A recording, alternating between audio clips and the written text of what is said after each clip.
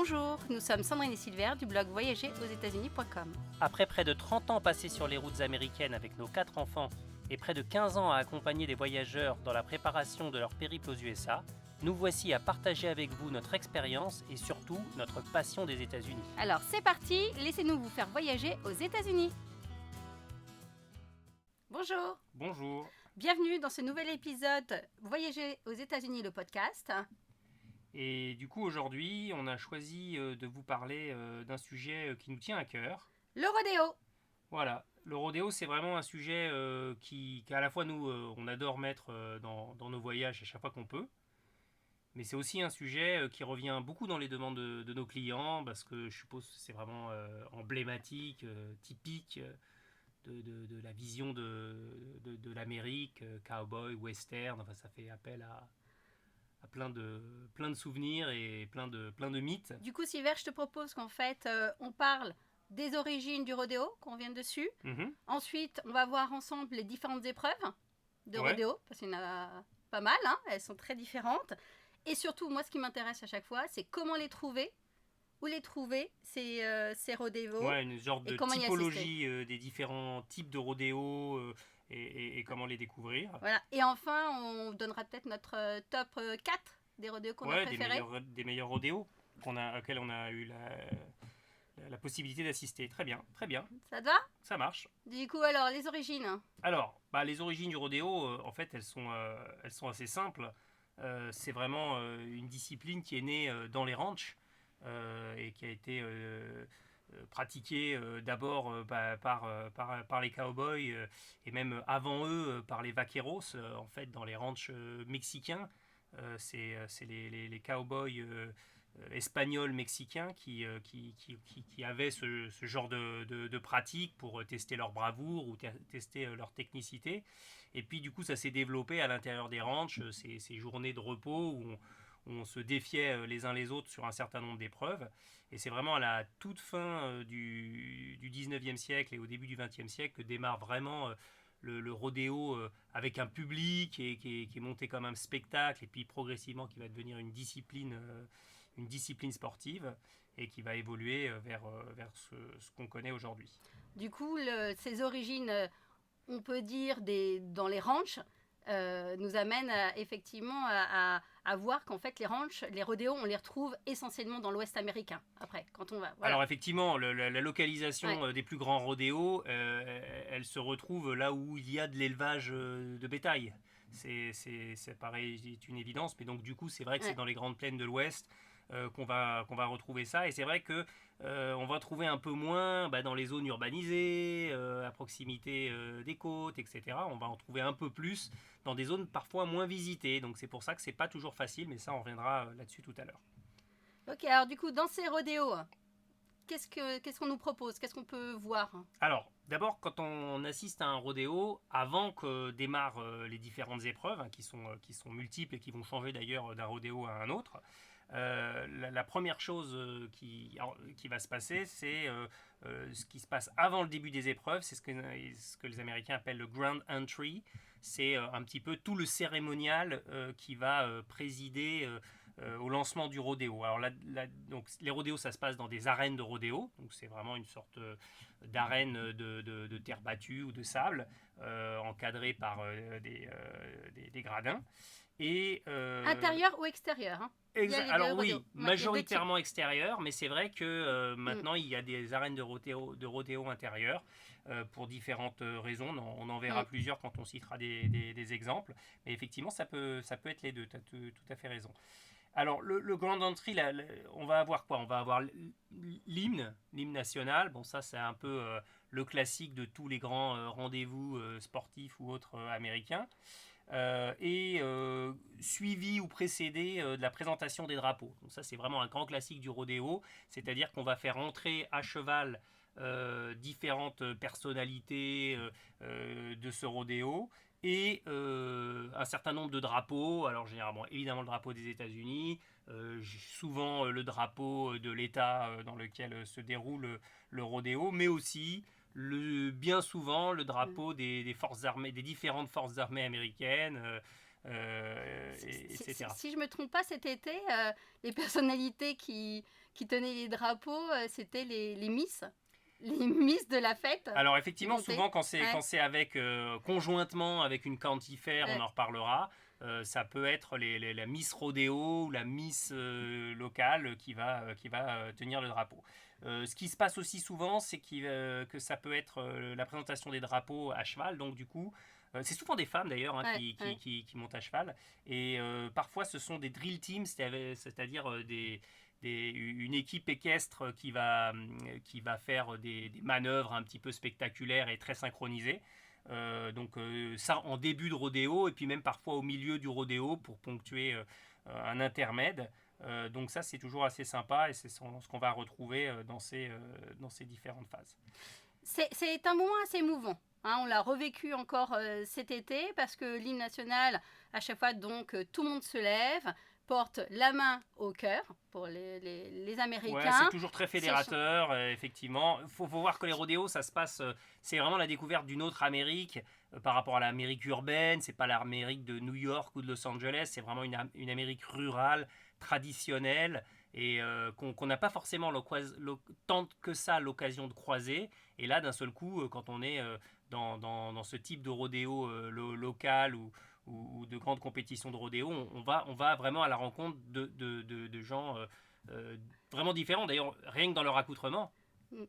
Effectivement, alors, bien sûr, ils sont tous, quand on va dans un rodéo, compétition de rodéo, on voit donc déjà, c'est très familial, et après, tout le monde a ses bottes de cow-boy, son chapeau de cow-boy, et en fait, tout le monde s'y retrouve. Mais en fait, moi, je voulais aussi reprendre l'hymne, parce qu'en fait, nous, on a été très surpris quand on a assisté à un rodéo indien de cow-boy, on en parlera un petit peu plus tard, mais on était dans un événement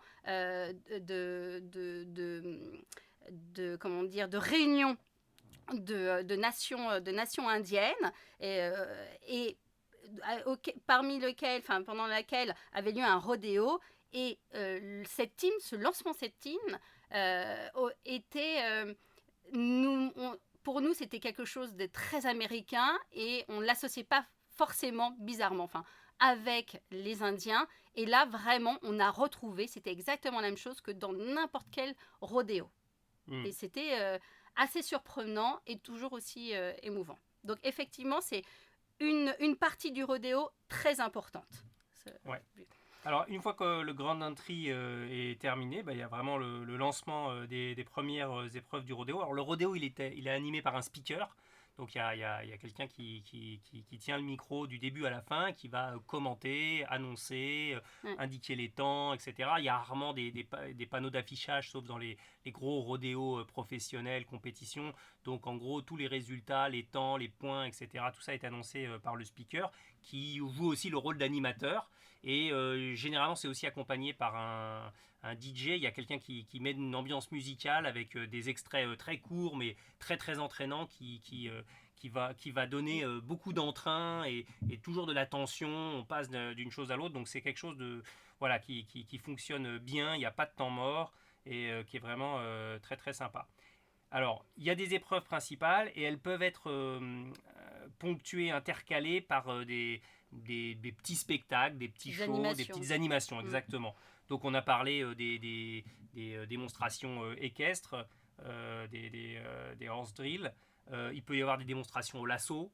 Ouais, il peut y avoir de temps en temps des démonstrations de shooting, de précision, de gens qui vont tirer à cheval sur des ballons en mouvement, etc. Donc voilà, des petites choses comme ça. Et puis le rodéo clown, on en reparlera quand on en sera à l'épreuve qui le concerne plus, mais qui est un élément assez central du rodéo. Et quelles sont les principales épreuves alors ? Alors du coup, pour les épreuves, en gros, il y a vraiment deux grands types d'épreuves. Il y a les épreuves chronométrées, où il va falloir faire le moins de temps possible, et donc le score, c'est le chronomètre. Et il y a les épreuves non chronométrées, où c'est des juges qui vont donner des points. Donc si on commence par les épreuves chronométrées, ce qu'on appelle les timed events, on va avoir plusieurs types de time events. Alors, il n'y aura jamais toutes les disciplines ne sont pas représentées dans tous les rodéos, parce qu'il y a vraiment Non. beaucoup de disciplines différentes. Et d'ailleurs, Donc, parfois, il y a des soirées spéciales pour ces et disciplines-là. ça peut arriver dans les effectivement qu'il y a des rodéos Mm. qui se concentrent sur une ou deux disciplines. Souvent, il y a un mélange d'un peu tout. Alors, donc, dans les disciplines chronométrées, il y a d'abord tout un bloc de disciplines qui sont liées au maniement du lasso à cheval. Le roping, et ça, les principales épreuves, ça va être le tie down roping. Alors ça, c'est une épreuve assez spectaculaire. Alors, assez spectaculaire, et notamment pour les enfants, quand on y va en famille. Vas-y. Parce qu'on n'a pas explique. effectivement forcément l'habitude Ouais. de voir ça. Donc en gros, dans le tie down roping, on fait partir un veau à toute vitesse, on lance à sa poursuite un cavalier muni d'un lasso, et du coup il va attraper le veau au niveau du cou pour le stopper dans sa course. Alors, il n'est pas censé le faire tomber normalement, il est censé l'arrêter, et c'est le cheval qui le maintient sans bouger en tendant la corde. Et là, le cavalier, il démonte, il sort du cheval, il descend du cheval et il court Et vers là, voilà. C'est là qu'il doit veau. essayer de le retourner. Et là, il doit le prendre, le retourner et lui attacher 3 pattes. Et quand il a fini d'attacher ses 3 pattes, on arrête le chronomètre qu'on avait lancé au moment où le cheval partait. Donc ça, c'est assez spectaculaire, Ouais. comme tu le Et dis. généralement, parce que, les enfants sont pour le veau ouais, parce que, et applaudissent quand le veau échappe au cavalier. S'échappe, exactement. Ouais. Donc ça, c'est la première épreuve qui est assez technique. D'ailleurs, ils réussissent pas du tout à chaque fois. Ils peuvent rater le lasso, ils peuvent rater le fait de la combinaison entre le cheval, le cavalier et le cheval. Et du coup, ça, c'est pas en temps limité. Mais le temps Il n'y a est pas un temps chronométré. limité, mais c'est le temps qui... Voilà, le score, c'est le temps. En gros, Ouais. c'est celui qui aura fait le moins de temps. Les très très bons, ils font moins de 7 secondes pour ça. Alors la deuxième épreuve de roping qui est très très proche du tie down roping qu'on trouve aussi de temps en temps, c'est le steer roping. Alors c'est vraiment le même principe, sauf qu'au lieu que ce soit des veaux, ce sont des vaches beaucoup plus grosses. Donc là, au lieu de les attraper au lasso au niveau du cou, on va les attraper au niveau des cornes. Et là, pour le coup, comme la vache est beaucoup trop grosse pour être retournée manuellement par la personne, ça va être vraiment le travail du cheval et du cavalier encore sur le cheval pour la faire tomber au moment où il l'attrape avec son lasso. Et ensuite, il va descendre et pareil, attacher les 3 Et du pattes. coup, il y a une variante aussi, le team roping, où ils sont deux à Alors, le faire. exactement. Alors, il y a une dernière variante du tie-down roping, steer roping, qui est le breakaway roping, qui est pratiqué par les femmes.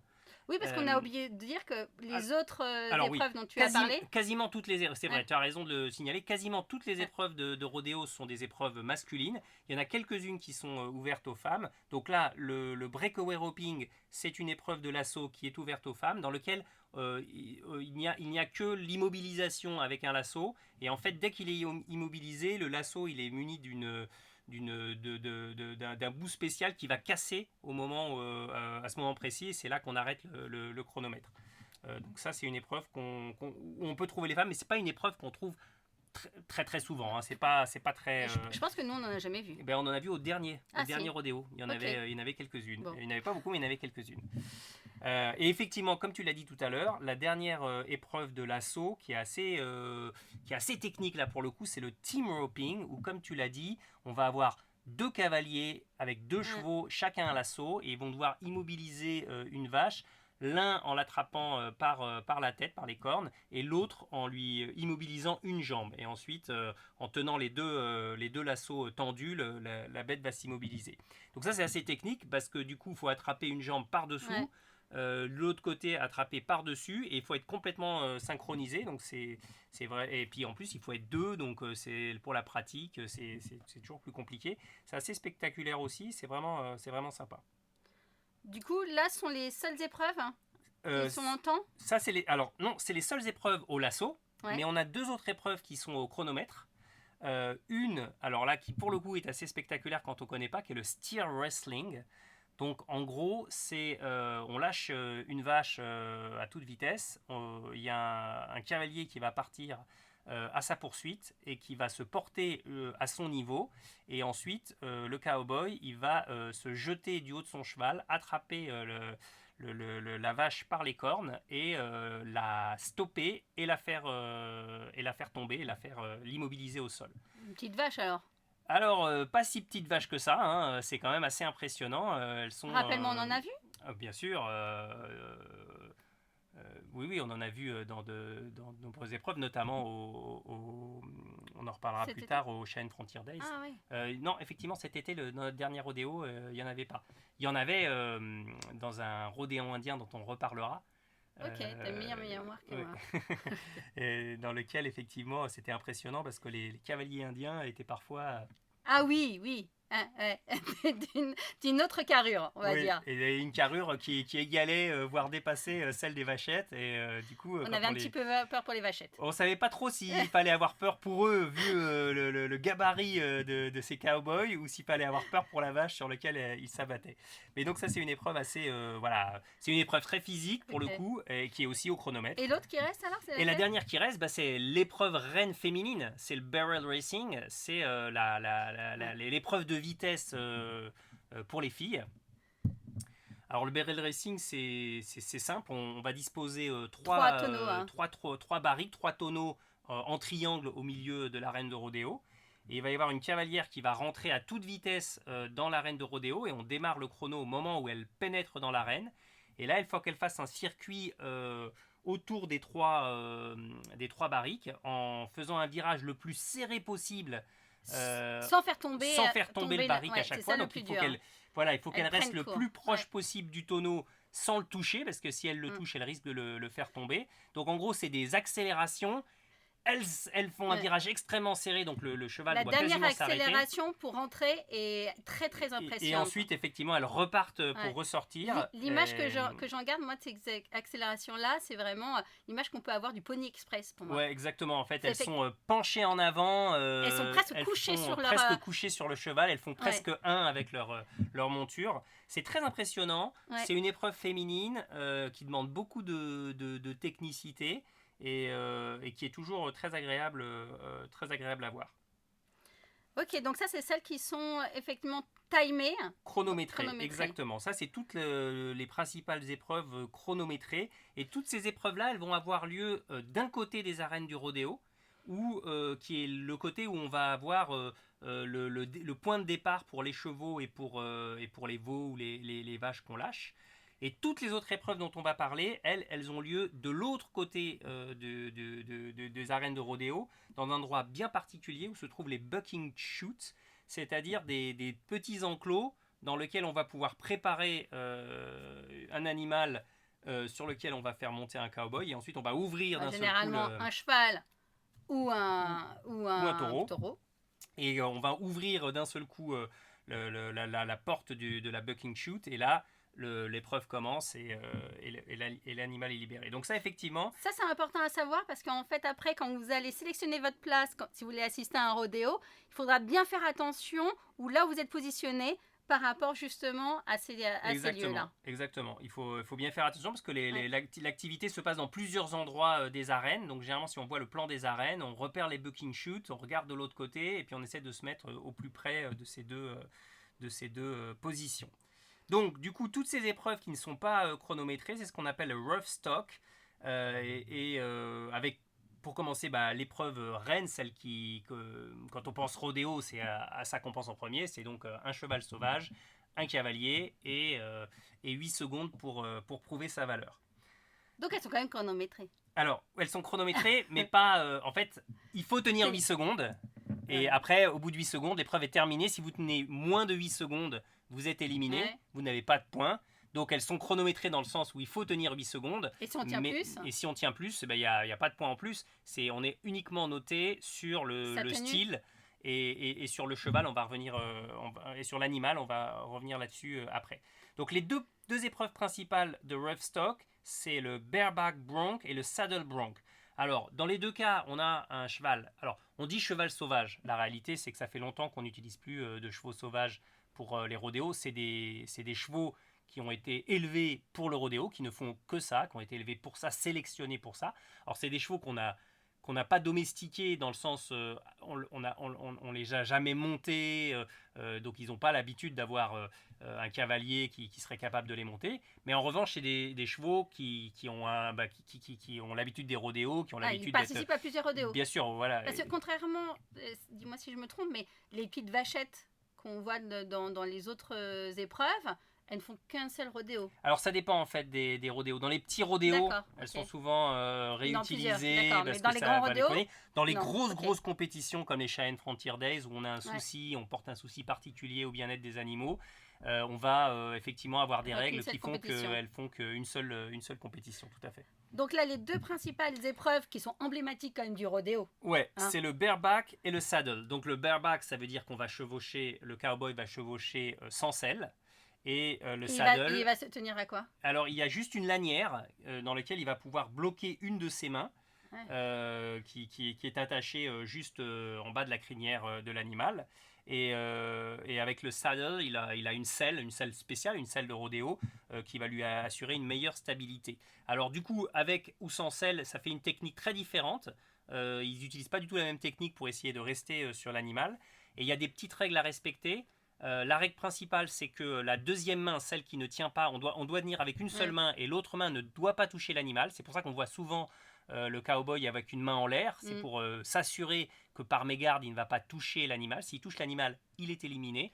Il n'a pas de comptage de points. Et souvent, quand même, il est plutôt tendu vers l'arrière. Alors, surtout pour le bareback. Dans le bareback riding, comme il n'y a pas de selle, ils se tendent le maximum vers l'arrière. Ils se couchent quasiment en arrière sur l'animal pour ne pas être désarçonnés, puisque du coup, ils vont être jugés sur leur capacité à rester au plus proche de l'animal et d'avoir l'entrejambe toujours en contact avec le dos de l'animal. Si ils sautent et qu'ils redescendent sur l'animal, c'est des pertes de points immédiates. Petite question, si l'animal est difficile à chevaucher et qu'il se rue, il n'y a pas une autre raison, c'est pas juste qu'il est sauvage ou enfin comme ça. Alors, effectivement, du coup, l'animal va avoir tendance à vouloir désarçonner son cavalier.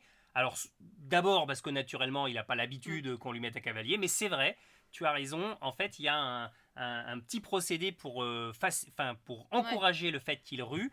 En fait, sur l'arrière de l'animal, on attache une lanière qui est désagréable pour le cheval, et il va avoir tendance à ruer pour essayer de s'en débarrasser. Et du coup, c'est ce qui va rendre l'épreuve plus complexe. Alors ça lui fait pas mal, c'est juste désagréable, il veut s'en débarrasser, du coup il rue, et du coup c'est évidemment beaucoup plus difficile. Ça on le remarque parce qu'à la fin de chaque épreuve, effectivement, il y a d'autres cow-boys qui viennent et on les voit qui s'approchent de l'animal. Pour retirer la lanière. Effectivement, donc on voit dans une épreuve comme ça, dès que le cheval est lâché avec le cavalier, dès que les 8 secondes sont atteintes et qu'on entend la sonnerie des 8 secondes, ou bien dès que le cavalier a été désarçonné, il y a tout de suite 2 cow-boys qui vont venir encadrer le plus vite possible l'animal, soit si le cavalier est toujours dessus, pour l'aider à descendre. Et aussi pour le plus vite possible retirer cette lanière, ils ont juste à tirer sur une petite cordelette pour la retirer, et donc dans ce cas-là le cheval va s'arrêter immédiatement. Mais de temps en temps on voit que le cow-boy qui est sur le cheval, qui était en train de faire le rodéo, a du mal à enlever sa main. Parce que ça peut arriver, effectivement, comme ils essayent de bien bloquer leurs mains, ça c'est impressionnant. Ça arrive de temps en temps qu'ils aient du mal à se dégager de l'animal, et ils peuvent rester des fois de longues secondes supplémentaires après la fin des 8 secondes parce qu'ils ont du mal à s'enlever. Ça nous est arrivé au dernier rodéo, et il y en a un, il a mis 15-20 secondes à sortir. Après, il y a un autre risque effectivement pour le cow-boy qui chevauche l'animal, c'est qu'en fait il ne porte pas de casque. Alors, la plupart n'en portent pas. Certains le font. Et du coup, il y a un risque que s'il tombe, après, de se prendre un coup de sabot, effectivement. Et ça, c'est vraiment soit dans la poitrine, soit dans la tête. Voilà. Alors, ils ont des protections. Alors, ils en portent assez peu à la tête parce que c'est les habitudes, ils veulent avoir un chapeau et voilà. Effectivement le torse. Mais en tout cas, ils ont des protections sur le dos, sur la colonne vertébrale, sous sur leurs vêtements, et effectivement c'est indispensable parce qu'il y a quand même des accidents. Ça reste dangereux. C'est un sport très dangereux. C'est pas du chiquet. Quand il se livre à ça, c'est toujours très impressionnant. Alors, une variante. Alors, la dernière variante, Ouais, donc c'est les deux épreuves reines, c'est le bareback bronc et le saddle bronc. Mais évidemment, l'épreuve que tout le monde attend parce que c'est la plus La plus mythique impressionnante, des la mythiques. plus mythique des mythiques désormais, c'est le bull riding. Donc, on va remplacer le cheval par un taureau sauvage. Donc là encore, sauvage, en réalité, ce sont des taureaux de rodéo qui sont entraînés pour ça et qui sont Hyper musclé. hyper musclés, Ouais. hyper puissants. Et, ah oui, alors du coup, attends, Ouais. on a oublié quelque chose, c'est comment est-ce qu'ils sont notés. Ah, ouais. Donc effectivement, revenons 2 secondes. Alors c'est la même chose d'ailleurs sur le bull riding. Donc la note, en fait, ils vont avoir une note sur 100 qui est décomposée en deux. Il y a 50 points qui sont attribués par les juges. Je crois qu'il y a 3 juges. Ouais. 50 points pour la qualité du chevauchage. Donc s'ils ont tenu 8 secondes, bien, leur tenue en selle, s'ils ont bien respecté toutes les Ouais, règles, cinq- etc. Et les 50 autres points, c'est pour l'animal. C'est-à-dire qu'on va juger la difficulté de l'animal, s'il a beaucoup rué, s'il a été dur, etc. Sauf que l'attribution se fait Aléatoirement. comment? Ah ouais. Il y a un tirage Ok. au sort avant le rodéo. En Ah. fait, chaque animal est connu pour étant Ouais. générateur de plus ou moins de points parce qu'il va être plus ou moins hargneux. Et du coup, les meilleurs espèrent tomber sur les animaux les plus durs pour pouvoir faire les meilleurs scores. Évidemment, c'est à double tranchant. Si vous tombez sur un animal trop dur, vous risquez de ne pas tenir les 8 secondes et d'avoir 0 point. Donc c'est toujours un équilibre à avoir entre avoir un bon tirage, un tirage complexe, mais qui reste à votre niveau. Mais donc cette épreuve, le bull riding, il faut dire que elle n'est pas disponible dans tous les rodéos. Alors, le bull riding, c'est assez Ou courant. parfois c'est mais à quelques soirées. voilà, mais pas forcément à tous les effectivement, on rodéos. n'en voit pas forcément partout parce qu'il faut quand même des cowboys un peu aguerris à cette discipline vraiment particulière. Là, pour le coup, la quasi-totalité des participants utilisent des casques parce que le gros danger, c'est que cet animal qui pèse je ne sais pas combien, mais ils sont vraiment énormes, une fois qu'il Ouais, est ouais. désarçonné, le cowboy, qu'il se rue sur lui ou Maximum simplement testostérone, là, hein. voilà, qu'il lui donne un coup et un coup qui peut être dangereux. Et alors du coup, pour éviter ça, il y a un élément absolument indispensable de toute épreuve de bull riding, c'est le clown de rodéo, le rodeo clown. Et du coup, ça c'est un personnage que vous allez retrouver dans la quasi-totalité des rodéos, en tout cas dès qu'il y a du bull riding, vous en verrez. Alors, la plupart du temps, ils ont un maquillage de clown. C'est pas tout le temps vrai. Maintenant, il y en a certains qui ne gardent pas le maquillage. Mais donc, ils ont un maquillage de clown. Ils ont quand même un chapeau de cowboy. Mais par contre, ils ont un accoutrement avec des vêtements qui ressemblent un peu plus à des maillots de sport amples avec des couleurs vives. Un short bouffant, des vêtements assez bouffants. En fait, c'est pour une raison technique qu'ils mettent ce type de vêtements. C'est qu'en fait, c'est pour attirer le regard, l'attention du taureau. Parce que leur rôle, c'est ça. Leur rôle, c'est qu'une fois que le taureau est lâché et une fois qu'il aura désarçonné son cavalier, il faut absolument qu'il ne se retourne pas vers le cavalier Ouais. et donc il faut détourner son attention. Et ça, c'est les deux rodéo clowns qui vont s'en charger. Et c'est très impressionnant. Effectivement, ouais. Cet été, on l'a vu à nouveau et ils sont assez forts. Vraiment, il y a une connaissance, je pense, de l'animal qui est très pointue, hein. Exactement. Ouais, exactement. Ils ont vraiment une connaissance de l'animal parce qu'on voit que ils arrivent à s'approcher, Ouais. mais juste à côté.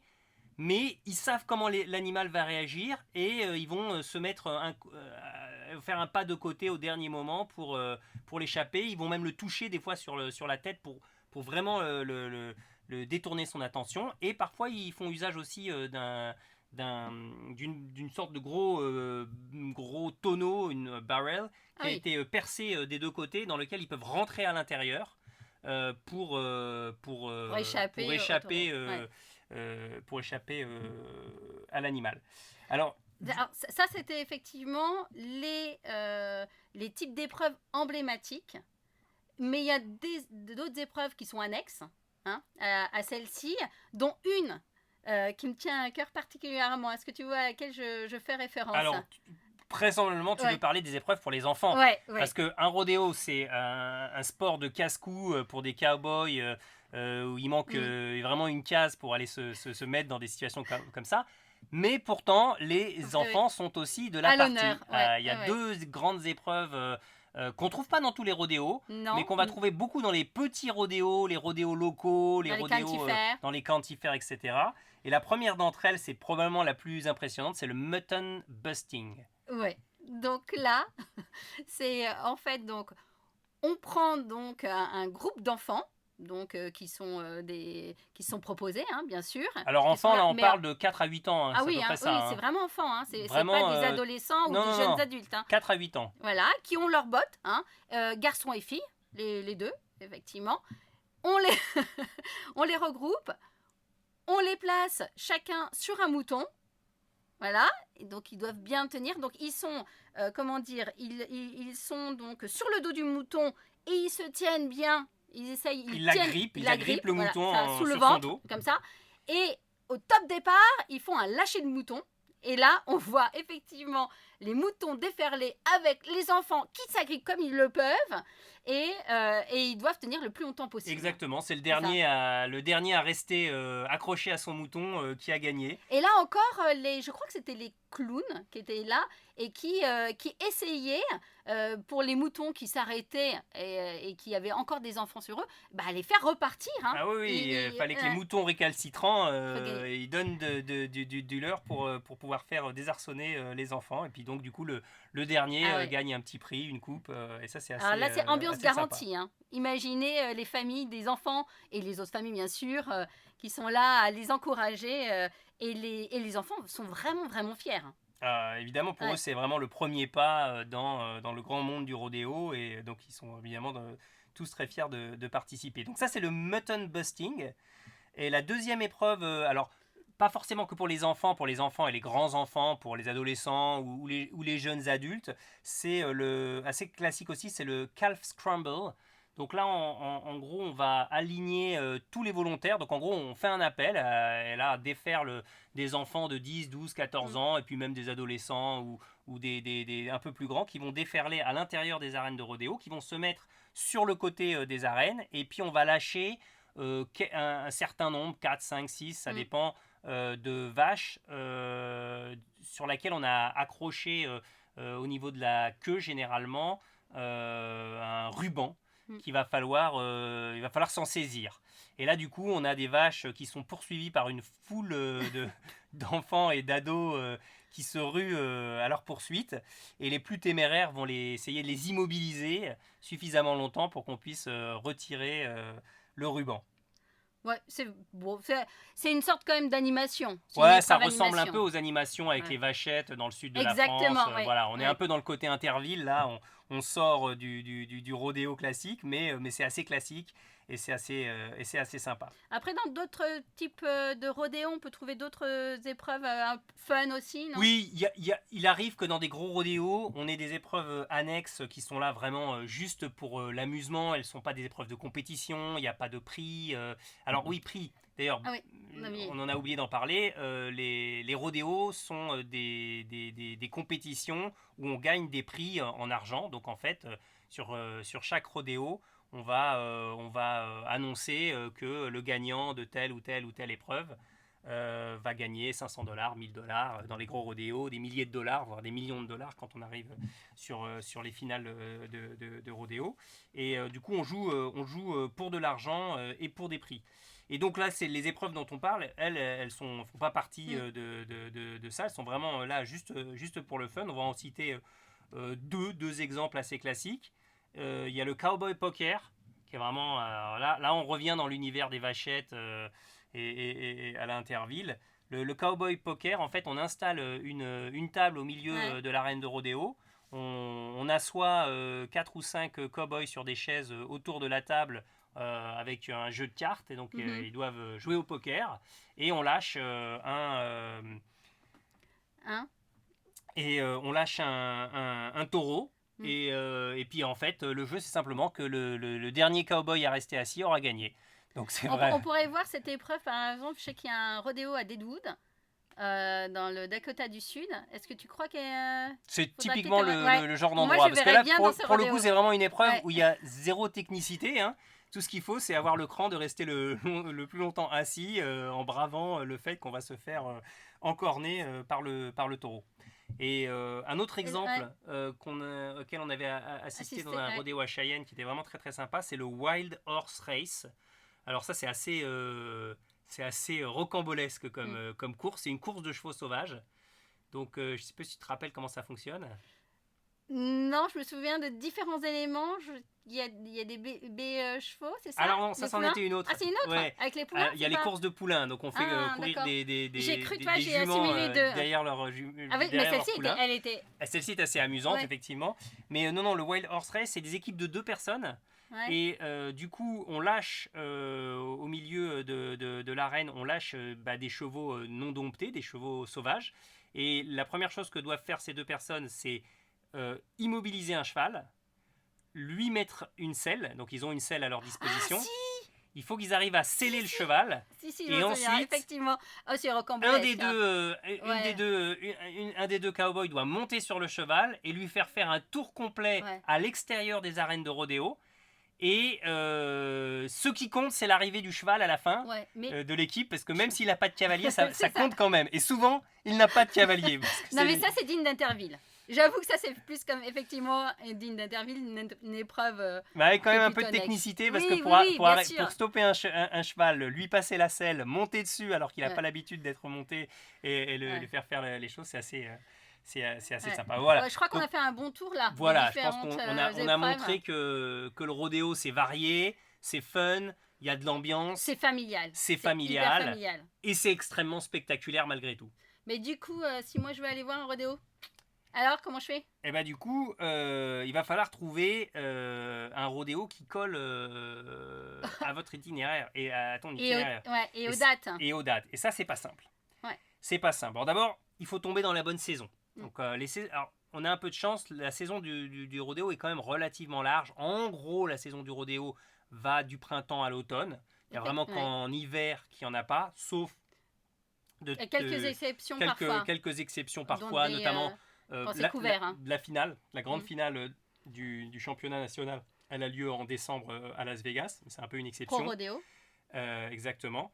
Et il y a quelques rodéos dans le sud des États-Unis où effectivement le temps n'est pas le même. Par exemple, je pense que C'est depuis Kissimmee, le Houston Rodeo ou le rodéo de Kissimmee, c'est des rodéos qui ont lieu en février. Ouais, effectivement. Voilà. Je pense Mais qu'on c'est avait vraiment des des clients qui exceptions avaient fait des ouais. dans les saisons de rodéo qui démarrent plutôt vers la fin du printemps et qui finissent au début de l'automne. On est plus vers juin. Hein. Juin jusqu'à août. Et effectivement, de temps en temps, on a des dates en septembre-octobre. En septembre-octobre. Ouais. Donc ça, c'est la première chose. Il faut être dans une saison de rodéo. Et après, il faut trouver un rodéo qui colle à vos dates. Et là, pour le coup, c'est pas facile, mais vous avez plusieurs pistes. Piste d'entrée, effectivement, pour trouver un rodéo. Alors, il y a les rodéos qui sont effectivement des rodéos de compétition. Les PCR rodéos. Alors, effectivement, rodéos pro, parmi hein. les rodéos, il y a des rodéos qui participent au championnat national, je dis national, mais évidemment aux États-Unis, on considère que c'est le championnat du monde, Oui. qui sont organisés sous l'égide de la PRCA, la Pro Rodeo Cowboy Association, hein, donc l'association des cowboys de rodéo professionnels, et qui va sanctionner tout un ensemble de rodéos tout au long de l'année. Et du coup, tous ces rodéos, les cowboys qui vont participer à ces épreuves vont gagner des points qui vont participer à leur classement national. Alors les points, c'est pas compliqué, en fait, ça revient en gros au dollar que vous avez gagné. Le tableau d'honneur qui indique quel est le numéro 1, numéro 2, numéro 3 dans une discipline de rodéo à la fin de la saison, eh bien c'est combien de prix ils ont remporté. Et du coup, ceux qui ont remporté, les cowboys qui ont remporté suffisamment de montants, un montant suffisamment élevé, ils peuvent participer aux phases finales, les playoffs, qui ont lieu en automne. Et parmi ceux-là, les tout meilleurs, ceux qui ont vraiment le plus grand nombre de dollars récoltés dans ces rodéos, vont participer à la finale à Las Vegas, dans laquelle il y a beaucoup d'argent en jeu, plusieurs millions de dollars.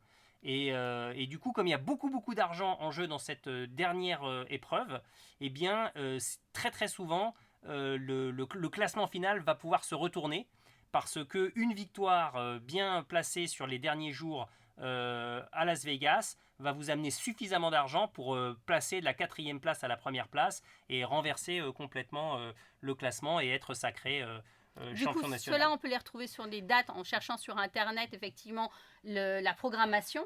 Hein, alors, effectivement, sur le site de la PRCA, il y a, en fait, tous les gros rodéos bien connus font partie de ça. On reparlera tout à l'heure des Cheyenne Frontier Days, mais il y a le UT Stampede qui est au sud de Salt Lake City, le California Rodeo de Salinas. Tout ça, c'est des rodéos réguliers qui vont arriver chaque année à peu près à la même période, avec une date relativement fixe. Ça va être le deuxième week-end d'août ou les 10 derniers jours de juillet pour les Frontier Days de Cheyenne. Et donc ça, c'est assez facile de repérer où ils sont. Et ils sont, généralement, c'est des gros rodéos sur plusieurs jours. Il n'y a pas qu'une seule soirée. Ouais. Il y a 2, 3, 4, voire 5 ou 10 jours quand c'est Je dirais, les prix pour des rodéos comme ça, on est plus vers une $30 par rapport à d'autres. De 30 à $50. C'est des rodéos pros, c'est des rodéos qui sont un peu plus chers, mais c'est aussi des rodéos, là pour le coup, comme on dit, professionnels. Et du coup, il ne faut pas attendre le dernier moment pour acheter des places, là. Oui, contrairement à d'autres rodéos. Tout à fait. Là. Donc on a ces rodéos-là, et moi quand j'en cherche, je regarde beaucoup dans les county fairs, effectivement. Alors ça, c'est la deuxième option.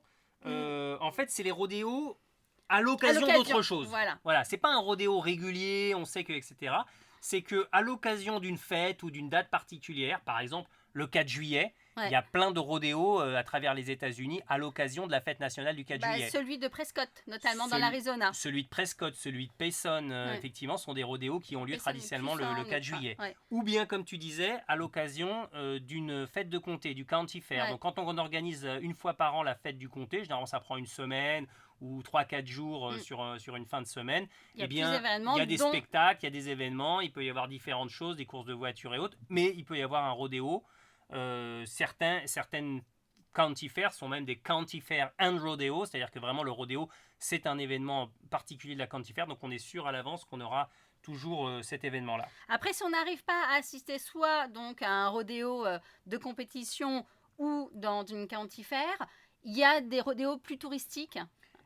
On va dire ça. Effectivement. Le terme n'est pas très agréable. Mais il faut être honnête, dans certaines régions touristiques où on va avoir beaucoup de passages touristiques, par exemple sur le plateau du Colorado, à côté de Yellowstone ou dans le Colorado, on va avoir des villes ou des lieux qui vont organiser des rodéos réguliers pendant tout l'été.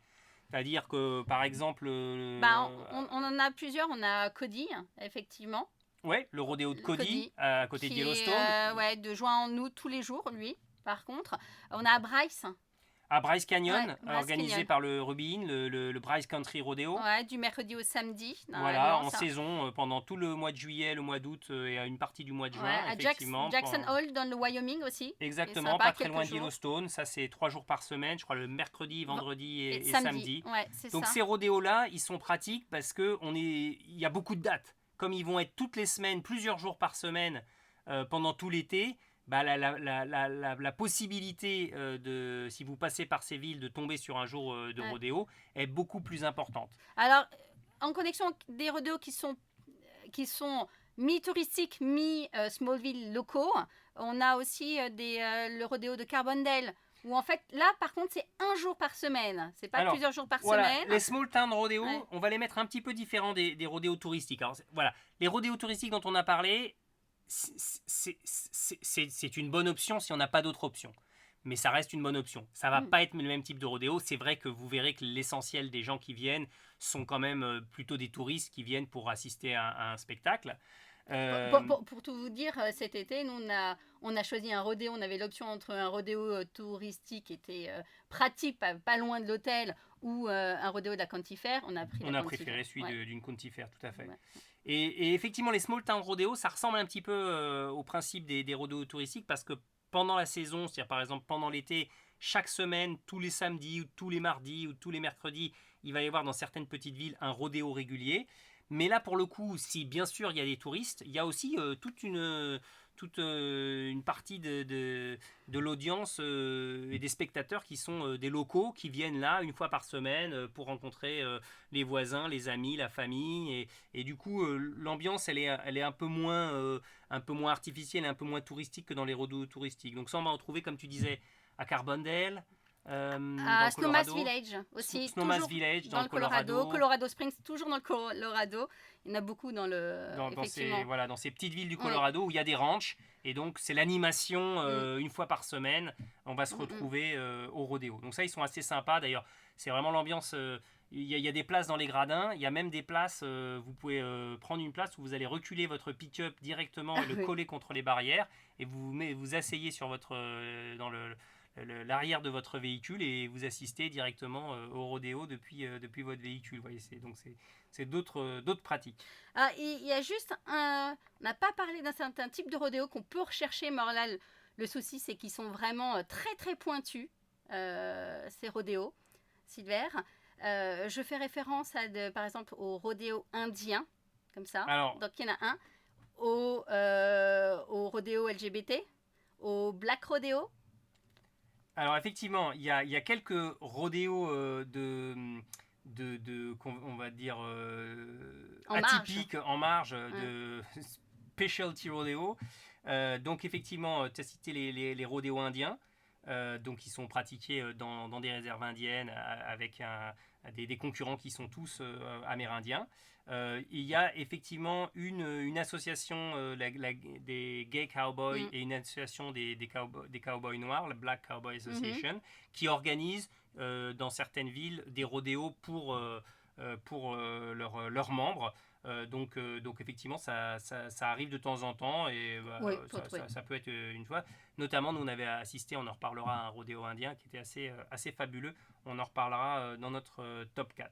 Bah justement, on arrive au top 4. Ah bah voilà, on arrive au top 4.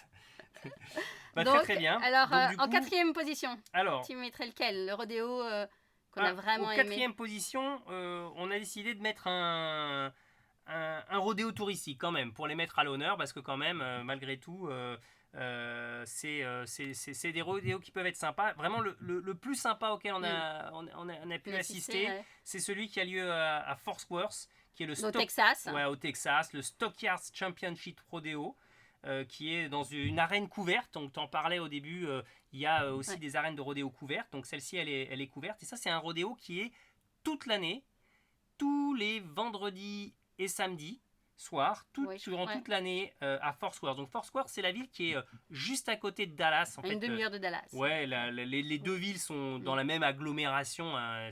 Dallas-Fort Worth, c'est 6,5 millions d'habitants. C'est vraiment une méga agglomération. Et donc effectivement, Dallas, c'est un peu la grande ville avec les gratte-ciel et c'était la ville du pétrole, des banques. Alors que Fort Worth, c'est la ville des Longhorns. Voilà, Fort Worth, c'était la ville des cowboys, c'était la ville où on amenait les troupeaux pour être chargés dans les trains qui partaient vers Chicago. Et du coup, il y avait une activité de cowboys, donc il y avait des rodéos. Et donc c'est à cet endroit-là, juste à côté des stockyards, qui sont les anciens enclos où on amenait et on triait le bétail avant de les charger dans les trains. Qui est installé le Cowtown Coliseum et où on peut assister tous les vendredis et samedis à des rodéos qui sont franchement de bonne qualité. Et il faisait participer, si je me souviens bien, les enfants, notamment, qui pouvaient aller chercher. Il faisait participer le public dans un calf scramble. Je vois notre fille qui avait une dizaine d'années à l'époque s'était portée volontaire, sans succès, mais tout à fait. Et il y a tous les ingrédients classiques du rodéo. Ça reste un rodéo touristique, on va pas se mentir. C'est en plein dans un endroit touristique où on vient pour ça. Mais de qualité. Mais de qualité. Et une bonne ambiance, effectivement. Et alors maintenant, top 3. D'après toi, dans le troisième. Eh bien justement, top 3, c'est ce dont on parlait tout à l'heure. C'est un rodéo vraiment atypique qui nous a laissé un très très bon souvenir.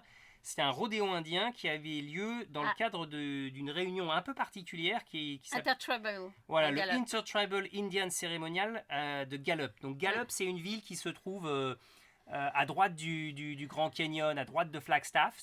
C'est une étape de la route 66. Et c'est juste au bord... À l'ouest de Santa Fe. Exactement. Et c'est juste au bord d'une immense réserve Navajo, la plus grande en fait réserve Navajo des États-Unis.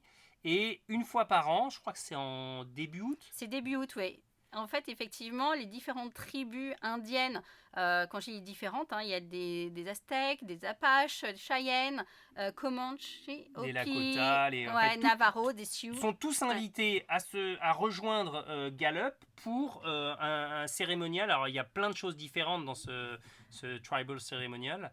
Il y a effectivement, il y a des pots et avec des compétitions De danse. de danse. De danse Il y a indienne. des parades aussi. Des super parades, notamment, et des parades nocturnes dans sur la route 66, dans la vieille ville de Gallup, qui sont illuminées avec des torches, et c'est vraiment très très impressionnant parce que chaque tribu a sa danse, a ses costumes, etc. On peut les voir, il y a différentes soirées effectivement aussi pour présenter les différentes danses. On peut voir aussi tout l'artisanat aussi indien. Qui est représenté. Comme donc ça. Voilà, et à cette occasion-là, il y a un rodéo indien. Ouais. Et ça, c'était un rodéo vraiment impressionnant. Inattendu. Inattendu. Ouais. Parce que, à la différence de la plupart des autres rodéos qu'on avait vus, la technicité des cavaliers et des participants était pas du tout au même niveau. Non. Mais en revanche, le niveau de leur courage était à la hauteur, inversement proportionnel à leur entraînement en fait. Et du coup, c'était vraiment très très impressionnant parce qu'ils allaient sans broncher faire ces épreuves qui sont quand même très très difficiles, violentes, etc. Et on sentait que là, on revenait un petit peu à l'essence du rodéo, qui était certes une démonstration de technicité, mais surtout une démonstration de courage. Oui, effectivement. Ouais. Un excellent souvenir pour ce rodéo. Ensuite, en deuxième position, je pense que je mettrais bien le rodéo qu'on a vu cet été, dans une county fair au Texas, à Johnson City. Alors effectivement, dans le cadre de la Blanco County Fair and Rodeo, on a vu beaucoup de rodéos de county fair, de rodéos comme ça. Et celui-ci était vraiment particulièrement sympa, agréable. Une ambiance très locale et familiale. Très locale, très familiale, super bon enfant. On avait, à côté de nous, on avait un groupe d'adolescents qui étaient tous habillés avec le chapeau, les boots, comment s'appelle, la chemise de cowboy. Et on sentait quand il y avait un des cavaliers ou à des participants qui étaient un local, que c'était en fait c'était leur pote quoi. D'un seul coup c'était plus les mêmes encouragements et bon généralement ils se vautraient mais il était encouragé, ils allaient le féliciter à la fin, donc il y a vraiment une super ambiance. Et en plus à la fin du rodéo c'était suivi par une soirée country, danse. Et là, on voyait vraiment que tous les jeunes qui étaient venus pour assister au rodéo... Comme nos fêtes du 14 juillet. C'était vraiment ça, la même ambiance. Ils basculaient de l'autre côté directement pour aller danser sur la musique country. Et ça, c'était vraiment très, très, très sympa. Donc vraiment, une county fair... Une valeur sûre. Une valeur sûre, en général dans les county fair, et vraiment encore plus celle-ci à la Blanco County Fair and Rodeo à Johnson City au Texas. Du coup, numéro 1. Alors du coup, numéro 1, il n'y a pas de surprise. Il y a un rodéo qui détrône tous. Alors peut-être à l'exclusion des finales de rodéo à Las Vegas, auxquelles on n'a jamais eu l'occasion de participer et qui doit être un événement assez exceptionnel parce que c'est là pour le coup, c'est une arène couverte énorme. Il y a les meilleurs, etc. Mais voilà, nous, le plus gros événement de rodéo auquel on a assisté, plusieurs fois même. Plusieurs fois, parce qu'on est revenu plusieurs fois, c'est les Cheyenne Frontier Days, qui est un gros... Qui ont lieu à Cheyenne, qui ont lieu à Cheyenne, qui est la capitale du Wyoming. Ça a lieu les 10 derniers jours de juillet, donc il y a 10 jours de rodéo chaque année, et c'est le plus gros festival western de l'Ouest américain. Ouais. Et là, ambiance garantie, avec possibilité de visiter justement les arènes. Ouais, on peut. Alors, le rodéo a lieu tous les après-midi. Ça commence vers 12h45, 13h. Mais le matin, vous avez la possibilité de visiter les arènes de rodéo, qui sont d'ailleurs les plus grandes arènes de rodéo au monde. Et du coup, c'est une visite guidée où on vous fait passer par derrière. Vous pouvez vous prendre en photo à l'intérieur des buck and shoot et tout. Donc, c'est vraiment très, très sympa. Et ensuite, l'après-midi, pendant tout l'après-midi, vous avez un rodéo vraiment de qualité. Qui dure 3-4 heures. C'est 3 bonnes heures, non-stop, que des épreuves, hyper sympa. et une excellente ambiance avec voilà, et grande qualité. C'est les meilleurs du monde qui se retrouvent là. C'est vraiment les meilleurs du monde. Donc c'est très très impressionnant. Et en plus, vous pouvez profiter du reste des attractions des Frontier Days. Ah oui, avec notamment, vous pouvez avoir une parade. Ouais, de temps en temps. La grande parade. Ouais. C'est un jour sur deux Ouais. pendant toute la durée Alors, des Frontier Days. soit vous avez la parade, soit vous avez les petits déjeuners Les pancakes breakfast, ouais. qui sont distribués. Donc la parade, c'est une grande parade hyper classique, parade western. Avec défilé du gouverneur. Voilà, qui est présidée par le gouverneur du Texas en boots. Non, pas du Texas, du Wyoming, qui est en tête du défilé avec sa femme. C'est assez sympa. Et puis derrière, vous avez les pompiers, les lycées, les vétérans. Les vétérans, les marching bands. C'est vraiment très, très, très, très sympa. Puis le deuxième événement qui a lieu un jour sur deux en alternance, c'est le Pancake Breakfast qui est un petit déjeuner gratuit dans les rues de la vieille ville de Cheyenne, donc la vieille ville western. Et là, tous les matins, ils font à peu près 10 à 12 000 pancakes. C'est une usine à fabriquer des pancakes et vous prenez un plateau, il y a un gros débit, on fait la queue mais ça avance assez vite. Et on vous donne 2-3 pancakes, une tranche de jambon, du bacon,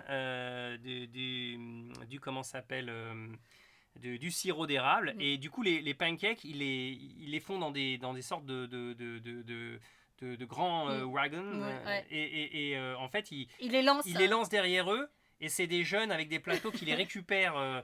Dès qu'ils ont une pancake de près, ils le lancent derrière eux sans regarder. Hop, les autres, ils les récupèrent sur des plateaux et ils les distribuent.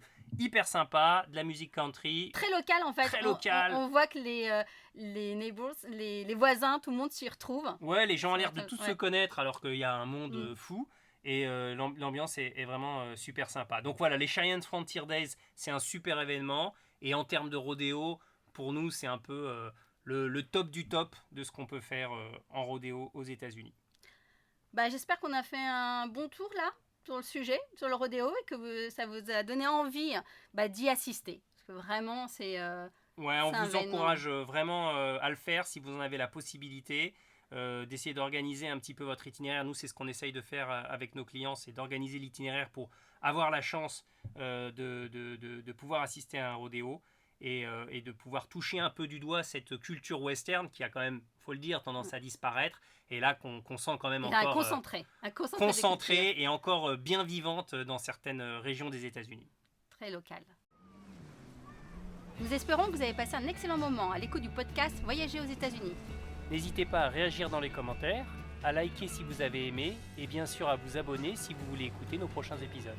Vous pouvez également poursuivre l'expérience sur notre blog voyagerosetats-unis.com ou nous contacter directement si vous souhaitez être accompagné dans la conception de votre prochain voyage aux USA. On vous dit à très très bientôt pour encore plus de soleil et de voyage au prochain épisode de Voyager aux États-Unis, le podcast.